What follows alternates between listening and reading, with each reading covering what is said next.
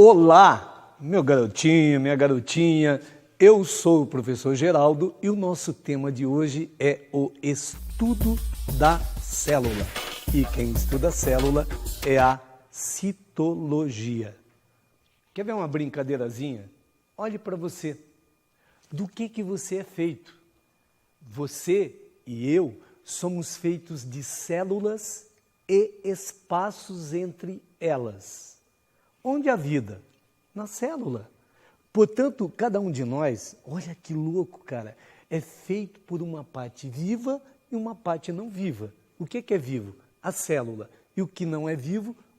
Tudo que está entre elas. Mas há algo mais doido ainda. Imagine você que há mais ou menos 3 bilhões de anos surgiram no planeta Terra as primeiras células. 3 bilhões de anos depois, um conjunto de células, falo para você um outro conjunto de células, na verdade, sobre nós mesmas. Ai, o professor é bicha. Não, cara, nós mesmas as células. Gente, a célula está para você e para mim como o tijolo está para a parede da sua casa. A célula é a unidade constituinte da matéria viva. Você vai estudar por setores. A primeira perguntinha que vem, e é clássica nos vestibulares, e lembra, a célula é tão importante por ser a sede da vida. Na prática, tudo acontece em nível celular. A vida e a causa da sua morte depois acontecerá em nível celular. Por isso, todo e qualquer vestibular tem, no mínimo, uma questão sobre célula. É claro, falava há pouco, a primeira pergunta qual é? O que é célula? Tradicionalmente, desde criancinha, você ouve falar o seguinte: célula é a unidade de forma e função da matéria viva.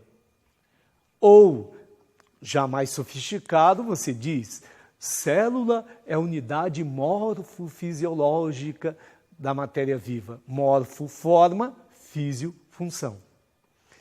Mas não é este o conceito moderno de célula. Lembre que o que vai cair no vestibular, se o assunto for sugerido, o conceito é este. Mas para você entender o conceito moderno de célula. Atenção, célula é a menor porção da matéria viva com capacidade de autoduplicação independente. Cara, o que significa isso? Significa que para que uma entidade seja chamada de célula, ela deve produzir todas as enzimas necessárias para sua autoduplicação, para produzir novas células. E se a gente diz isso, é porque supõe que entidades há que não têm esta capacidade. Professor do céu, mas que entidades são essas? Primeiro, vírus. Gente, vírus não tem metabolismo algum. Vírus não produz enzima alguma. Vírus parasita a célula. Por isso, vírus não é constituído por célula. Logo, atenção, hein? São parasitos intracelulares obrigatórios. Quem trabalha para o vírus é a célula parasitada. Guarda aí, hein? Parasitos intracelulares obrigatórios. Mais alguma entidade não tem autoduplicação independente? Sim, por exemplo, as rickétsias. É um grupo de bactérias degeneradas que tem metabolismo, produz alguma coisa, mas não produz o suficiente para sua autoduplicação. Logo, tem que parasitar também uma célula. Por isso, as rickétsias também são parasitos intracelulares obrigatórios. Nós dizemos que elas são constituídas por células incompletas, considerando que tem a parte do metabolismo necessário para autoduplicação. Eu costumo brincar com meus alunos dizendo o seguinte: Vírus é o miserável e a rickettsia é o pobre. Ai, qual é a diferença? Imagine que aí na sua cidade, no ponto de ônibus, encontram um miserável e o pobre. Quem é o miserável? É aquele indivíduo destituído de qualquer vestígio de real. E o que é o pobre? É aquele que faltam aí 20, 30 centavos para completar o preço da tarifa. Olha, um nada tem, o outro não tem o suficiente. Resultado, os dois só andarão de ônibus se conseguirem de alguém o que falta e o outro o preço total da tarifa. Essa é a diferença do miserável e do pobre. Toda entidade com autoduplicação independente chama célula completa. Professor, e quem é célula completa? Vamos ver. Há dois tipos de células completas, procariontes e eucariontes. Só duas, hein? Fácil guardar. Pró quer dizer primitivo, primeiro, né? Você já sabe. Cario quer dizer núcleo. Aprenda a desmontar a palavra em biologia. A biologia toda está na palavra. Se você desmontar e observar o significado, você fecha a questão. Qual é a diferença? Os vestibulares do Brasil dirão: procarionte é aquela célula que não tem núcleo verdadeiro ou não tem carioteca. Carioteca é a membrana nuclear. Assim, o material genético está espalhado, entre aspas, depois a gente vai ver por quê, no citoplasma. Ai, quem é formado por célula procarionte? Apenas bactérias e cianobactérias, as antigas algas azuis ou cianofícias. Atenção! Portanto, o que é que os vestibulares dirão? Célula procarionte é aquela que não tem carioteca ou não tem núcleo verdadeiro. Bactérias, cianobactérias. Mas é isso mesmo?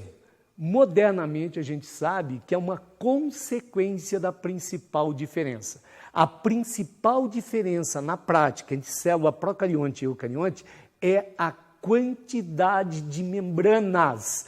Quanto mais desenvolvida for uma célula, mais membranas ela tem. Portanto, célula procarionte é pobre em membranas. Célula eucarionte é rica em membranas. A célula procarionte praticamente está reduzida à membrana plasmática. Ela não tem organelas citoplasmáticas porque não tem membranas. Não é rica em membranas. Guarda aí, a única estrutura citoplasmática de uma célula procarionte são os ribossomos. Isto é extremamente importante. Apenas há no citoplasma de células procariontes os ribossomos, cuja função você sabe, a síntese de proteínas. Logo, uma célula eucarionte é uma célula rica em membranas, embora, se cair no vestibular, vai dizer que é uma célula que tem núcleo verdadeiro ou que tem carioteca. E qual é a consequência? Ter carioteca já é uma consequência dela ter muitas membranas. Ter muitas membranas possibilita dividir essa célula em compartimentos. A gente diz que é uma célula intensamente compartimentalizada. E o que é isso? Gente, esses compartimentos são as organelas citoplasmáticas que você já estudou e a gente vai revisar daqui a pouco. Qual é a vantagem? A vantagem é que a gente consegue especializar a célula. Cada compartimento, ou seja, cada organela, fica responsável por uma ou por um grupo de funções. E você sabe o que significa especializar. Significa fazer melhor em menos tempo, com menor custo energético. Por que isso acontece? Porque as enzimas envolvidas nessas funções ficam todas muito próximas, aderidas a estas membranas. Assim, revisando, hein? Em relação à célula, vírus acelulares, rickétsias, células incompletas, células completas, procariontes, pobres em membranas, ou seja, sem carioteca, o que vai comentar, bactérias, cianobactérias, antigas cianofícias ou algas azuis. Eucariontes, todos os demais organismos são constituídos por células eucariontes. O vestibular vai dizer que tem carioteca, a gente fala que são células ricas em membranas. E o que a gente vai fazer agora? Vai estudar uma célula eucarionte. Gente, olha como é tranquilo. Uma célula eucarionte está dividida em 3 grandes setores: membrana, citoplasma e núcleo. Evidentemente que em qualquer vestibular vai cobrar um deles. E em cada um deles você estuda por partes. Vamos trabalhar primeiro a membrana plasmática. A membrana plasmática e suas modificações constituem os chamados envoltórios celulares. A apresentação da membrana. Que funções básicas têm os envoltórios celulares? Primeiro, isolar o material celular, o material citoplasmático do meio ambiente. Evidentemente, quem isola, protege. Segundo, possibilitar todo o intercâmbio entre a célula e o meio. Gente, você cansa de observar por aí fotografias de célula. Você observa a célula em 2 dimensões, mas a célula é uma estrutura tridimensional. Você vai estar fazendo a prova dentro de uma sala. Imagine a sala como fosse uma célula. Eu brinco sempre com os alunos, chamo de célula. Quem é a membrana? Toda a parede que isola o conteúdo da sala do meio externo. Agora, a sua célula, cada uma de suas células, são máquinas vivas. Qual é o produto de uma célula? A vida. Para esta fábrica funcionar, ela precisa de matéria-prima. Ela produz um lixo, ou ela produz material que vai ser usado por outras células. Por onde transita esse material? Pela membrana. Assim, além de isolar e proteger o conteúdo citoplasmático, a membrana é responsável por todo o intercâmbio entre a célula e o meio. Outro detalhe importante na apresentação da membrana. Como a gente observa a membrana plasmática? Ela é visível apenas ao microscópio eletrônico. Do que é constituída a membrana, a constituição química? Ela é lipoproteica. Atenção, lipoproteica, lipídio e proteína. Isso é extremamente importante. Qual é a espessura média da membrana plasmática? 75 angstroms. Professor, eu não sei o que é angstrom, unidade de medida da microscopia eletrônica. Um angstrom é 10 milhões de vezes menor que o milímetro. Cara, você se acha o máximo. Cada um de nós se acha fantástico. Olha quanta confusão entre humanos que se acham o máximo. Gente, o verdadeiro limite físico entre a vida e a ausência de vida é a membrana plasmática. Do lado de cada membrana, dentro da célula, a vida. Lá fora, a ausência de vida. E o que separa a vida da ausência de vida são apenas 75 angstroms. Repense a própria vida. Outro dado que é importante, veja, fizemos a apresentação, função, espessura média, a visibilidade e a natureza química, que é lipoproteica. Qual o modelo atual de membrana plasmática? O modelo atual de membrana chama mosaico fluido. Sempre que vestibular perguntar, responda: modelo atual, mosaico fluido. Diz o quê? Que a membrana plasmática é constituída por um mosaico de moléculas proteicas colocadas numa bicamada fluida de lipídios.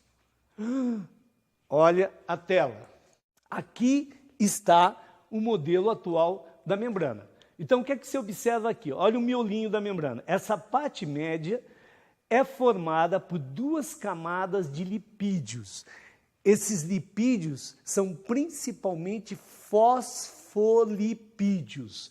Observa aqui, ó, cada bolinha dessa aqui é a cabeça do grupamento fosfato. É o grupamento fosfato, a cabecinha da bicamada lipídica. Então você tem fosfato virado para o meio ambiente e fosfato virado para dentro da célula. Essa parte que tem o grupamento fosfato é uma parte polar da membrana plasmática. Portanto, hidrofílica, amiga da água, deixa a água transitar tranquilamente. A parte do corpo da bicamada lipídica, que aqui aparece em verde, é uma camada apolar, portanto, hidrofóbica, não gosta da água, repele a água. Assim você está vendo aqui a bicamada fluida. Agora observe aqui em vermelho, você tem as proteínas que navegam pela bicamada fluida. Estas proteínas, guarda bem, são chamadas proteínas integrais da membrana. Elas é que formam aquele mosaico de moléculas proteicas que navegam naquela bicamada fluida de lipídios. Parece um dique, e essas proteínas lembram balsas. São elas que deixam ou não deixam entrar substâncias nas células. Estas proteínas são chamadas de receptores de membrana. Quer ver um exemplo? A esquistossomose, a larva, a primeira larva que surge na água em função do depósito dos ovos do esquistossoma, entra num caramujo de água doce e só entra pelas antenas. Só pelas antenas. O que significa isso? Que apenas aquelas células têm receptores de membrana para a larva. Evidentemente que se a gente conseguir saber quais são, poderia bloquear aí o ciclo do esquistossoma mansoni. Legal, né? Portanto, pesquisar receptores de membrana, gente, é hoje uma linha primeira de pesquisa no planeta. Se a gente souber quais são os receptores de membrana para as diferentes substâncias, nós resolvemos uma série de situações. Por exemplo, diabetes do tipo 2, aquela diabetes tardia, não é questão da produção de insulina que está afetada, já é uma doença degenerativa, havendo alteração no receptor de membrana para a insulina. Logo, não adianta ter insulina, porque não vai funcionar. Legal, né? Olha quanta coisa importante tem para a gente estudar. Portanto, repetindo, ó, bicamada de lipídios, grupamento fosfato virado para as extremidades e a parte apolar, a parte lipídica, propriamente dita, no miolo da membrana. Navegando aí, nós temos as proteínas integrais. Ainda há pouco eu falava, cara, 75 angstrom é algo extremamente delicado. E não é nenhuma coisa rígida, não é uma parede de metal que está separando a célula do meio ambiente. É uma bicamada fluida de lipídios, uma graxinha. Gente, é extremamente sensível. Como é que ao longo desses anos as células foram se adaptando? Surgiram modificações na parede dessas membranas, na parte externa das membranas, que possibilitaram dar uma maior resistência. Essas modificações possibilitaram que a vida se expandisse, evidentemente, pela Terra. De todas essas modificações, nós vamos comentar duas que habitam os vestibulares com frequência. A parede celular, que está presente em células vegetais, algas, fungos, bactérias. E o glicocálix, que é típico de células animais. Portanto, guarde, hein? Parede celular, glicocálix são reforços externos da membrana plasmática. Parede celular, vegetais, fungos, bactérias, por exemplo. Glicocálix, células animais. Olha a telinha. Aqui está a parede celular. A parede celular das células vegetais é formada por celulose e é constituída por 3 camadas. A primeira, que aqui aparece escurinho, bem no meio, aqui você tem a lamela média. Surge no final da divisão celular da telófase da célula vegetal e é formada a partir do golgiossomo por pectatos de cálcio e magnésio. Calma, você vai guardar tudo isso com tranquilidade. Enquanto a célula desenvolve, ela deposita uma segunda camada, aqui um amarelinho mais claro, ó, lamela média escurinho, aqui a parede primária. A parede primária é formada por hemicelulose, também por pectatos e glicoproteínas. Quando a célula já está madura, ela põe a última camada de celulose, que é a parede secundária. Portanto, repetindo, ó, lamela média, parede primária e parede secundária. Agora, uma coisa fantástica que só na célula vegetal tem. Observe aqui, ó, esses buraquinhos, aqui, ó. A parede celular na célula vegetal não é inteira. Ela é descontínua. Então, tem espaços onde aparece uma estrutura, guarde o nome, hein, chamada plasmodesmo. Plasmodesmo é algo exclusivo de célula vegetal e permite a comunicação dos citoplasmas de células vizinhas. Olha que coisa fantástica! Assim, o vegetal funciona de forma integrada. Uma modificação que surge numa célula, a outra está sabendo de uma forma ágil, de uma forma rápida, porque através dos plasmodesmos há esta comunicação.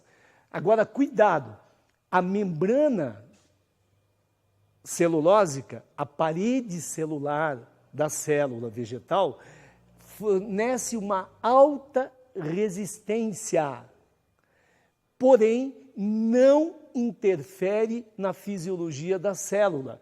A membrana plasmática continua permeável.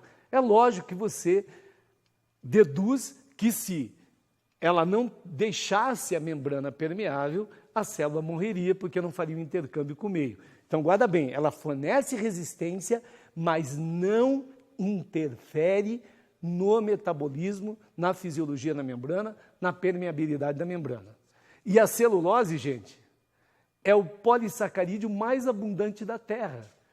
Tudo que você encontrar na sua casa que for de madeira, na verdade, é de celulose. A célula já morreu, o que é que sobrou? A parede celular da célula vegetal. Olha quanta celulose tem imobilizada no mundo, porque tudo que é de madeira é de celulose. Você então está pisando no chão de madeira? Está pisando na celulose. O reforço mais externo da célula animal, qual é? Exatamente, glicocálix. Observe na telinha aqui, ó. Gente, é fantástico a análise do que vem no vestibular, porque sempre cai a mesma coisa. Assim, se aparecer esta membrana, você tem aqui, ó, em verde, as proteínas integrais, você tem as bolinhas ali que são o quê? Exatamente, a parte da cabeça de fosfato das moléculas lipídicas. Agora, observe, para mim, parece um monte de anteninha de televisão. São glicídios associados às proteínas integrais da membrana, formando, portanto, glicoproteínas. E quem é que forma isso? O golgiossomo, guarda sempre isso, o complexo golgiense, ou golgiossomo. É ele que introduz os radicais glicídicos às proteínas integrais. Gente, o primeiro contato que a sua célula faz junto ao meio é feito pelo glicocálix. Portanto, o glicocálix tem inúmeras funções. Ele reconhece um ambiente para a célula. Ele permite, olha que coisa louca. Já percebeu como as células dos seus tecidos se respeitam?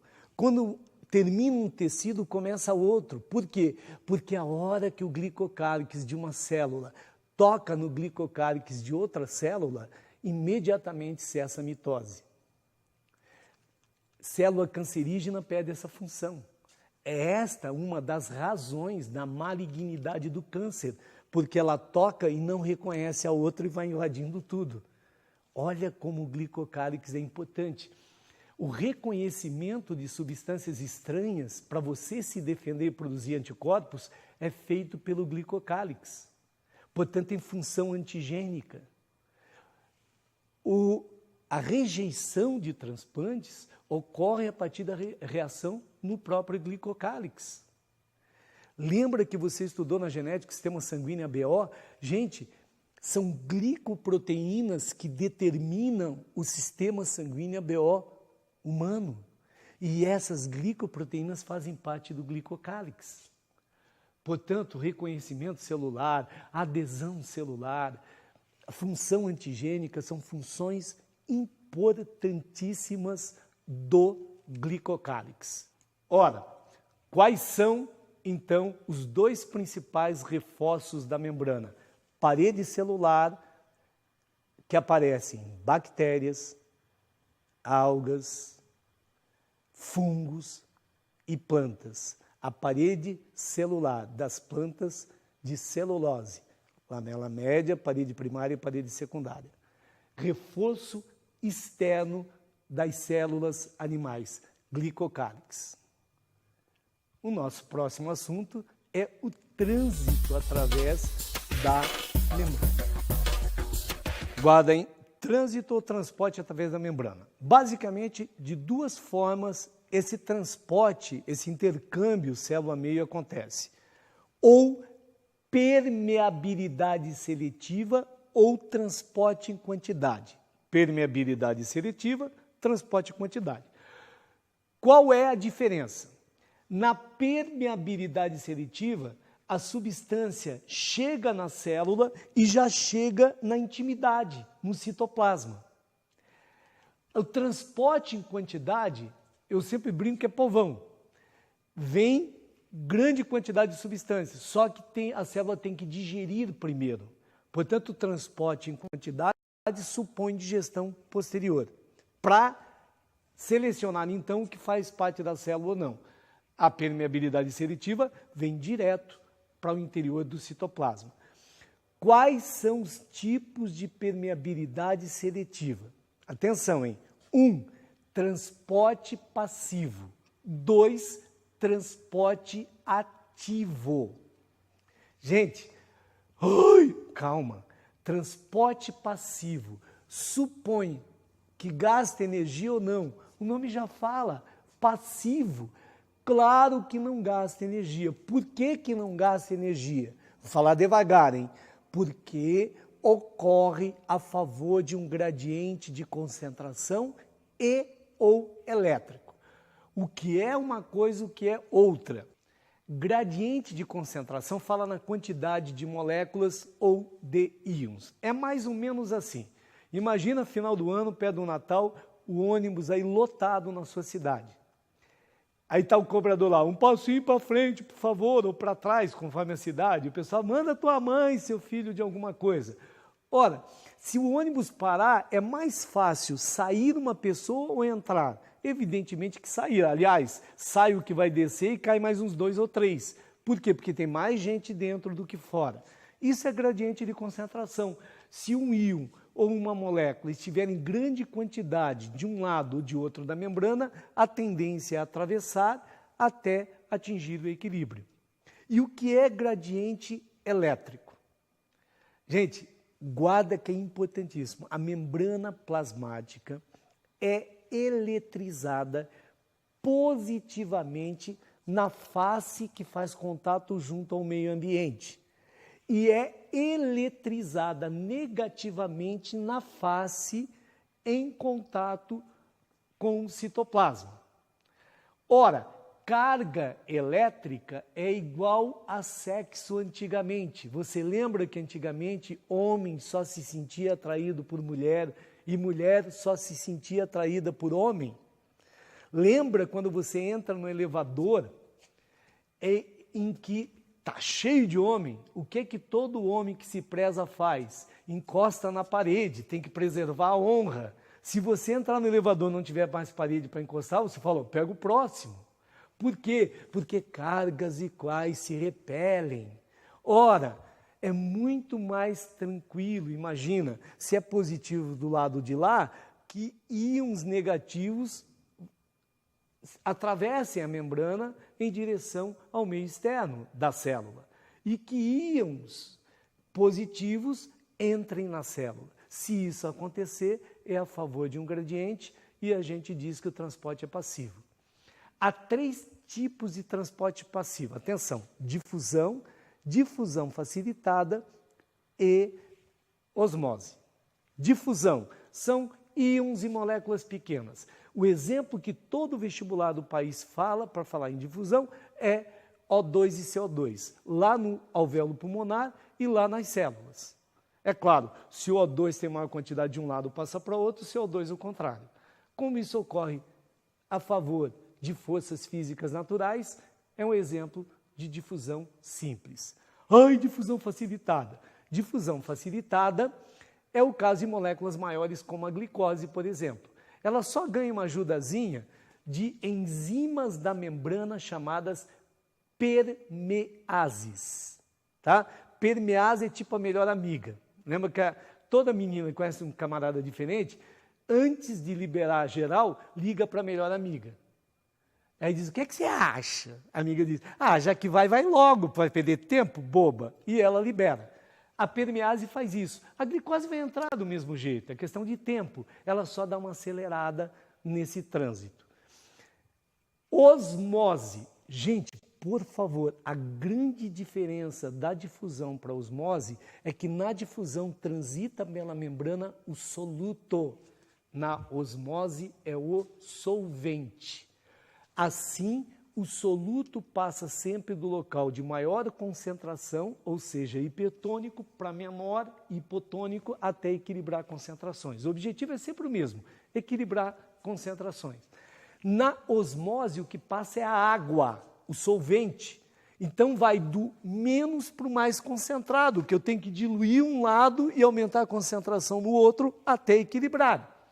Portanto, lembra, osmose vai do hipotônico pro hipertônico. E aqui a gente tem exemplos maravilhosos. A célula animal, se colocada, e vão dar sempre o exemplo da hemácia, no meio extremamente hipertônico, ela perde muita água, murcha e morre. Se ela for colocada num meio muito hipotônico, aí você compara no vestibular as soluções e as concentrações, ela vai ganhar muita água e explode. A célula vegetal, se for colocada num meio muito hipotônico, ela recebe água, fica cheia, a gente diz que ela fica túrgida, mas não explode por causa da parede celulósica que dá grande resistência.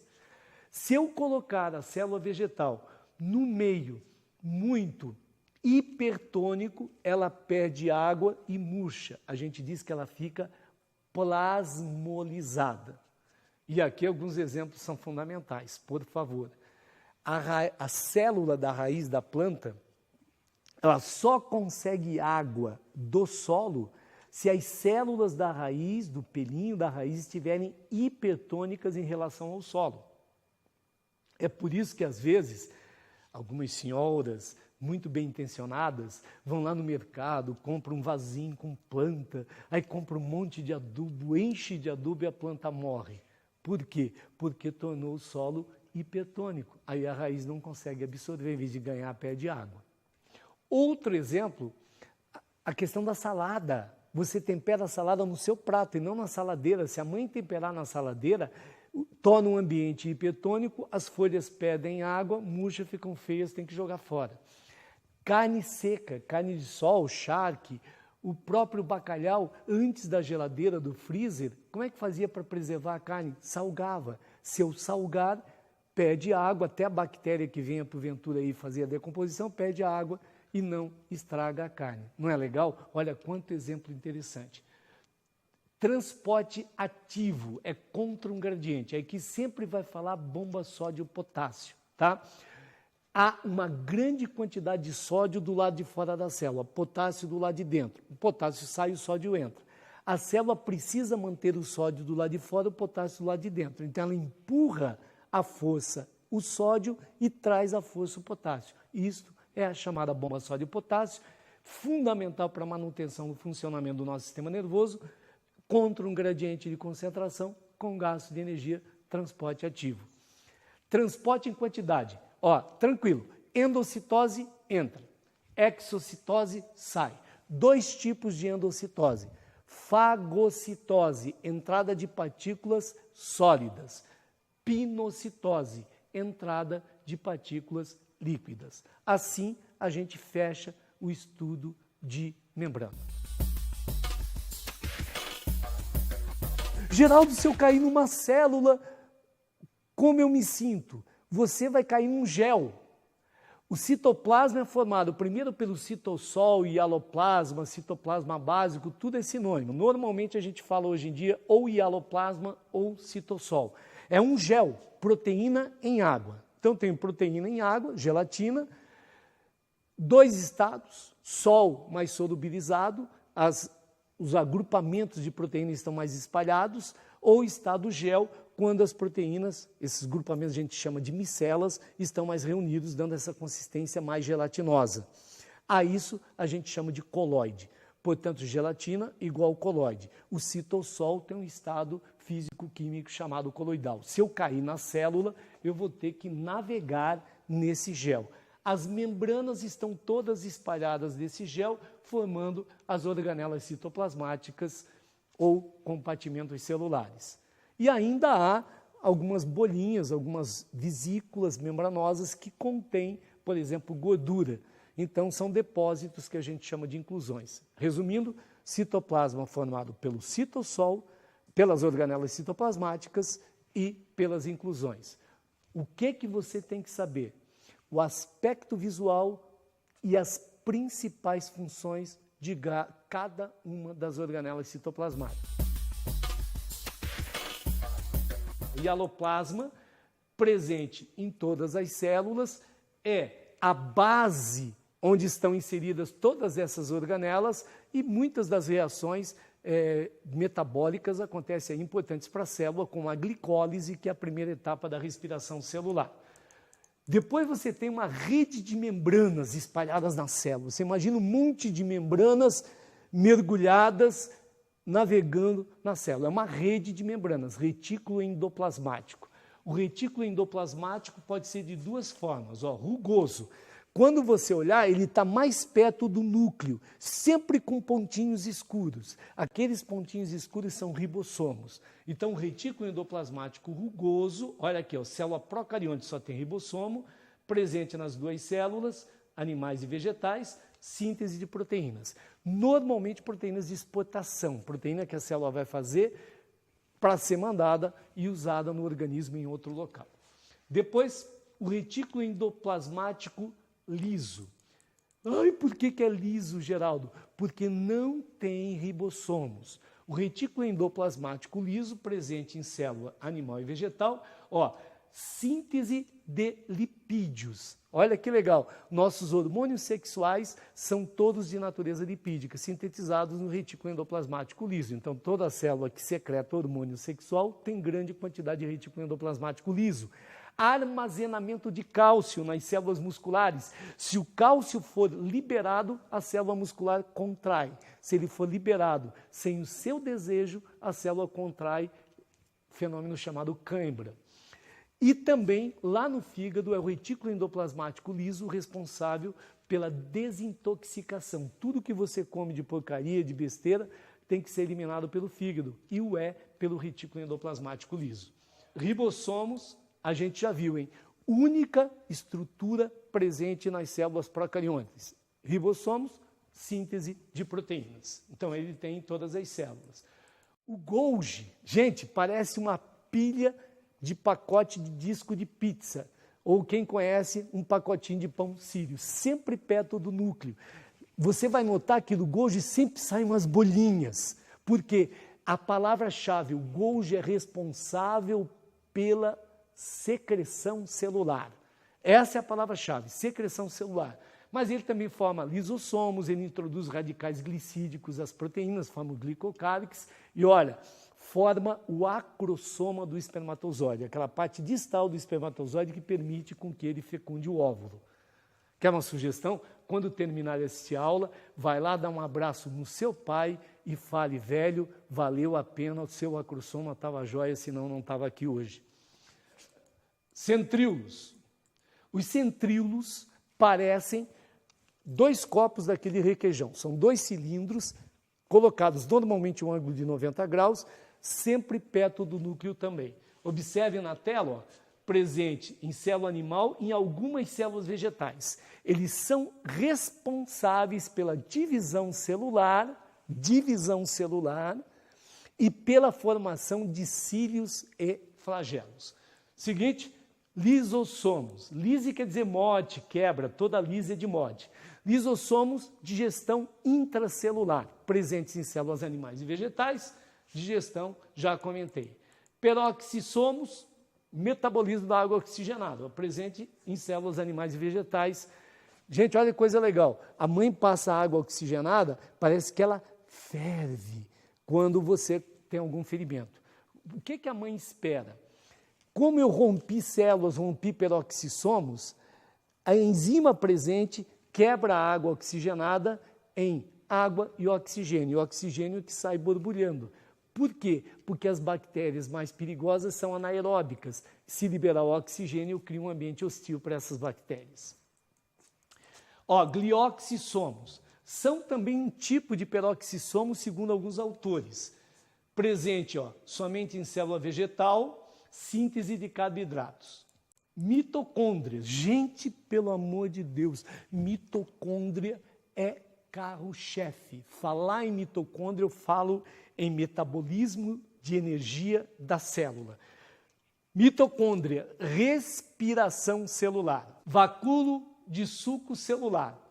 O vacúolo de suco celular, guarda, é exclusivo de célula vegetal.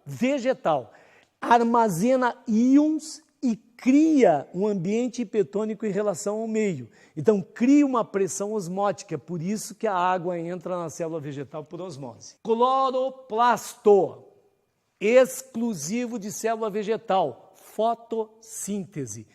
Nossa vida depende da fotossíntese. Leucoplasto, plasto armazena substância, leu quer dizer incolor, né? Então, armazena, por exemplo, amido. Inclusões, as inclusões, já falei, são depósitos de substâncias. Ufa! Finalmente o núcleo celular. O que é o núcleo? É a sede do controle da célula. Aqui está o computador central da célula. Portanto, guarde quais são os componentes do núcleo. Gente, eu só visualizo o núcleo durante a intérfase. Durante a divisão celular, ele é descaracterizado como tal. Logo, componentes do núcleo. Anota aí, carioteca, a membrana, nucleoplasma, o gel, cromatina, DNA associado a proteínas, nosso material genético, e nucleolo.